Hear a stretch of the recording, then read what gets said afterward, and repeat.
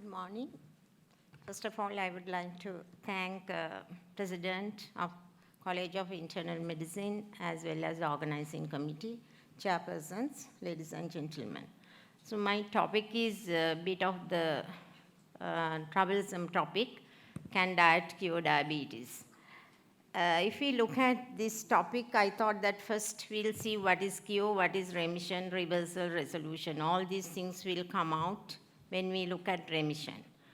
So actually, what do you mean by all these words are to have a prolonged normoglycemia without using any glucose-lowering medication, especially for the previously diagnosed type 2 diabetes. So this is the kind of things today we are going to explore. There are so many definitions for these remissions. In the American Diabetes College, they have mentioned about if the HbA1c is less than 6.5%, at least for 3 months after cessation of glucose-lowering pharmacotherapy. And then after that, UK Primary Care Diabetes Society and the British Clinical Diabetologist, they have come out with the different criteria. There are 3 criteria they have spelled out. One is weight loss, and then the fasting blood glucose less than 7 millimole, and HbA1c is less than 6.5, at least for 6 months. And then attainment of these glycemic parameters after complete cessation of all glucose-lowering therapies. And when we really look at all these things, then all these things are related to weight loss. When we look at weight loss, usually 5 to 10% of the weight loss is coming up with the metabolic improvement. But whether is it enough for this remission? But weight loss of 10 to 15% or more, actually there is a disease-modifying effect. So this is the one that we have to concentrate if we are going to look at the remission of diabetes. So let's see this. I mean, this is not an unknown picture for you. When we look at this diagram, you know with the food, high energy, what will happen, and how it leads to the type 2 diabetes. And you can see that the long-term intake of this excess food energy, which lead to the liver fat, high liver fat, and then finally it will increase the pancreatic fat also. Finally, what will happen is beta cell functions will get affected. So this is what it will go in with the finally hyperinsulinemia and the insulin resistance. So at the same time, when we are looking at the remission, if we are going to reduce this high energy intake from food, what will happen is it will also affect reduce the liver fat, and then especially then it comes to the pancreatic fat, and then again restoration of the beta cell function. So this is a kind of theory that we are looking at with this remission. So this is a landmark study. I think as physicians, all of you know about this study, which came up in 2017, direct study. We call it direct, and this is a randomized trial which actually showed that how this lifestyle intervention will help to go for this remission of type 2 diabetes.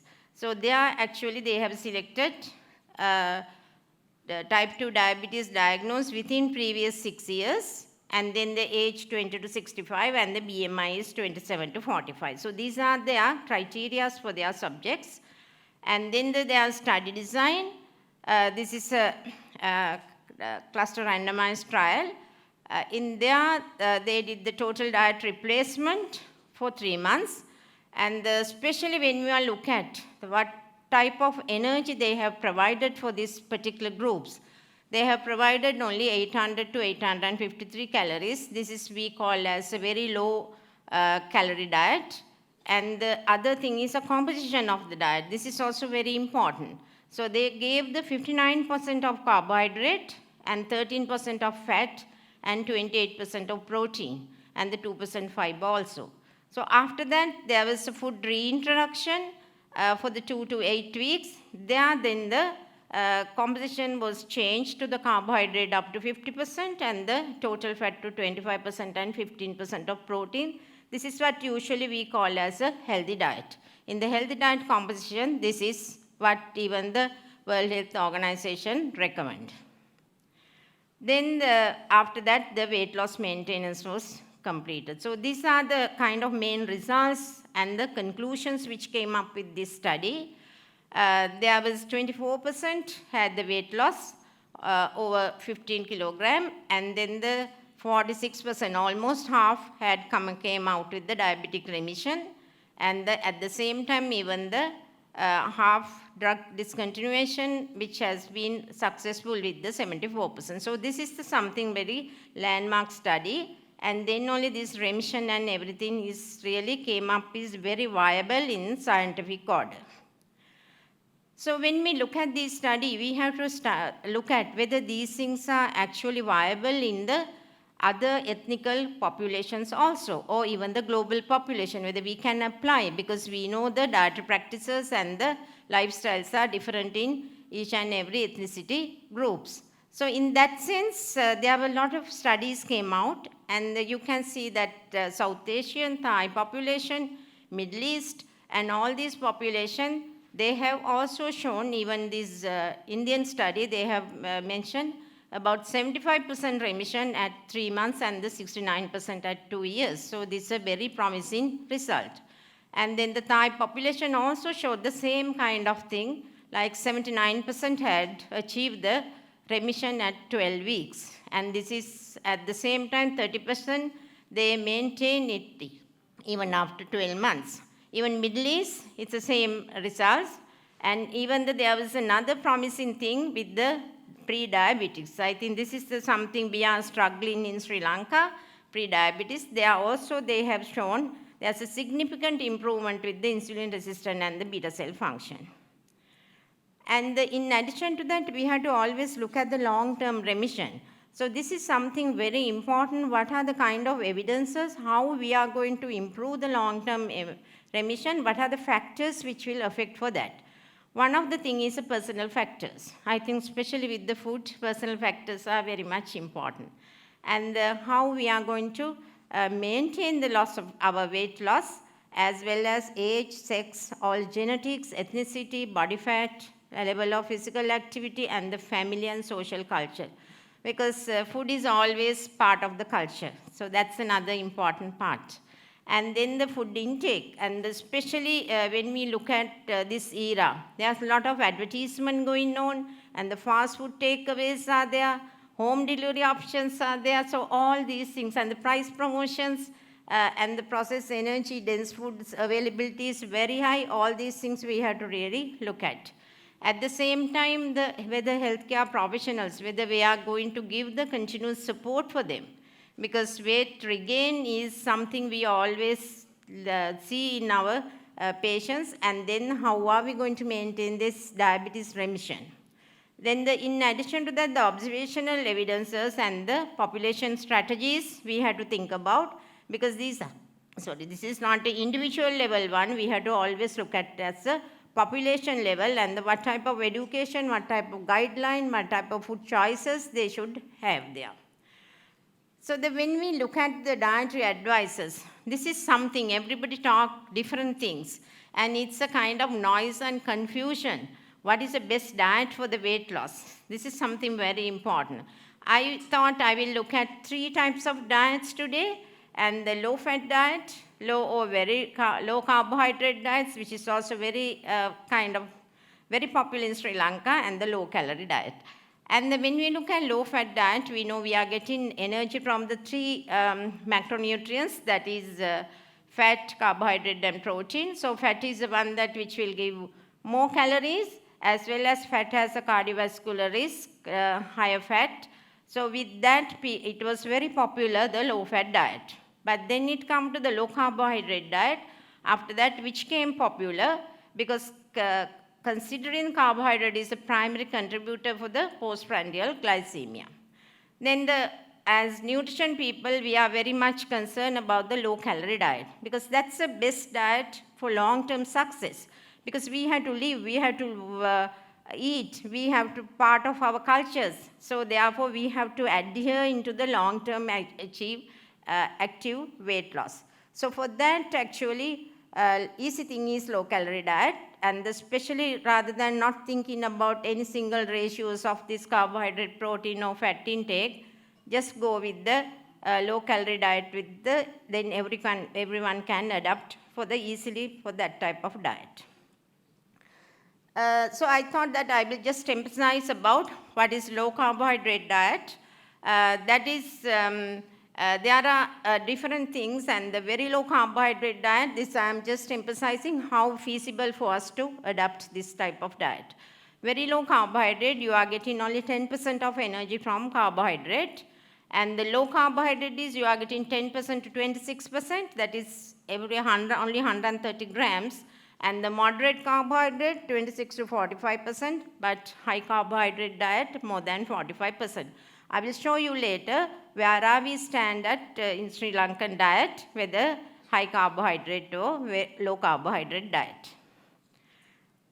The low calorie diet, this is something very practical because we have to control our portions.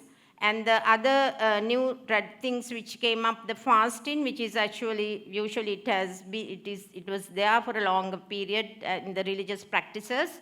But then this intermittent fasting came up, whether daily or whether alternative days. What we do is we are trying to reduce about 500 to 700 calories.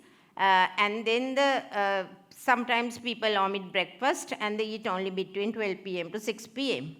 But there are some systematic reviews about the loss of weight with this type of diet.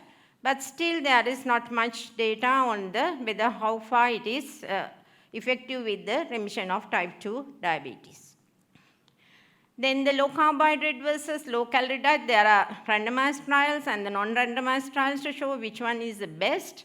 But in the randomized trials, actually after all these, whatever the available trials, which finally say there's not much difference between these diet, but whatever the diet, the people can adhere, that is the most important diet.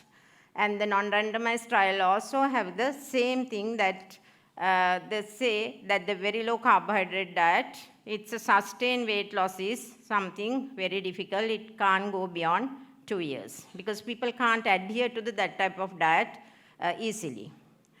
The other thing is we have to always look at the dietary quality because diet is the one, as I mentioned you, it's a social cultural context, and then it depends on our appetite, satiety, hunger, and the diet-induced thermogenesis. At the same time, when we are reducing all the carbohydrate, what will happen is the benefits that we are getting from the fiber and whole grain, and those are leading to cancers, we will miss it. And at the same time, some of the fermented dairy, like yogurt and cheese, they have a kind of good effect, but at the same time, processed food and the red meat, they have something negative effect. So all these things also we have to think about when we are looking at the dietary quality, because we can't only think about one part of the diet. At the same time, there are so many benefits which has come up with the Mediterranean diet, but it is not easy for us to adhere into that type of diet. And the other thing is a DASH diet, especially for the hypertension. That's also have come up with a lot of different kind of the research are there, but still it is not much research with the diabetes remission. And at the same time, we have to look at ultra-processed food and the consumption of the fresh and whole food, the benefits, and whether how can we really include with the glycemic control. So all these factors we have to always think about whenever we are really thinking about these dietary factors. So this is come to Sri Lanka. Now this is a real level of household consumption levels in Sri Lanka. You can see that first column, that's the actual consumption. We did it last year. This is a kind of average median energy level in Sri Lanka, but the WHO recommendation is the second column. You can compare it with the third column. I put it as a total diet replacement study. What is their levels, how they have recommended. Especially our protein content, fat, carbohydrate, all these things are compatible with the WHO recommendations. This is our usual diet. But if we are really going for the a direct type of, direct study type of recommendation, how we can really change our diet. So this is the next part, next challenge that we are having. That means we have to increase protein, we have to reduce fat, and we have to reduce a little bit of carbohydrate. So that's a kind of 3 challenges we are having. So let's see how we are going to do it. And the second one is then we have to identify what are the food items, what are the first main 25 main food items people consume at household level. Here you can see first 25 food items in Sri Lanka. And in that sense, you know, carbohydrate, now we have to reduce a little bit of carbohydrate. So everybody think it is, we have to reduce it from rice. Now you can see from this list, we can easily reduce it from coconut and sugar, because coconut also having the part of carbohydrate, and we have to reduce the fat also. Then if you reduce a little bit of coconut, automatically then our fat level will also go down. And then the other thing is the sugar. Sugar is 100% carbohydrate. I think that's another part we are really consuming too much. Then we come to the thing, are we going to reduce it from rice, or whether we are going to reduce it from coconut and sugar? Because we have to now increase a little bit of protein, and we know rice is having protein. So therefore, and currently 50% of our protein requirement we are getting from rice. In that sense, and the other things like fish and lentil and the milk, these are the 3 major protein food currently Sri Lanka we are consuming as protein. But even currently in the economic crisis, we are having the big challenges about these 3 food items. But still, this is a kind of real fact in Sri Lankan food consumption pattern. Then the next come is, what are the other food items that we have to remove from our normal diet? So this is the mean weekly consumption of our biscuits and the processed food. You can see how much we are consuming biscuits and the processed food. So this is another population kind of strategies we have to use if we really want to just go in for this type of remissions as well as for the something diabetes control. And this is little bit complex, but you can see when we really look at food groups. Now cereal is one of the major food items that we consume, then in the oil. So that's the one we have to think about little bit of change. And the vegetable, this is very good in Sri Lankan, and the sugar. So these are the kind of common food items we are excessively using in Sri Lankan setting. So by considering all these things in the future directions, we have to really look at type 2 diabetes actually can be reversed by sustainable weight loss. Now this is something pathophysiological basis. Now it's very clear. And the other thing is long-term maintenance of weight loss can really get this lasting remission, but actually we have to achieve the weight loss. Then the strategies to optimize this weight regain, this is something very challenging at the moment. This is what we have to really work together to develop and rigorously tested in all populations. And the other thing is population strategies. We have to actually apply population strategies, not at individual level. If we want to really reduce this trajectory and come into the normal level. And the long-term surveillance of the people who had gone into the remission, because they also need to look at whether they are going to reduce the rate of vascular events and the weight-related cancers. So in that sense, these are the key messages. Very low calorie diets are appropriate for achieving initial remission. And the more energy balanced, whole food diets are suitable for sustained remission. Possibility of adjusting Sri Lankan diet for betterment, it is actually, there's a very good possibility in Sri Lanka for the Sri Lankan diet. And then the long-term follow-up are needed, at least yearly basis, to ensure HbA1c levels threshold, and important in working together. I'm very happy today because usually non-communicable diseases have been taken up by the other colleges, but the internal physicians are taking it very seriously. That's the thing. I think physicians are working all over the country, and they should really take it up seriously. And then the term cure, that's the topic of my presentation and may provide the false security because people will still need to maintain their nutrition plans and fitness regime for sustainability. Thank you.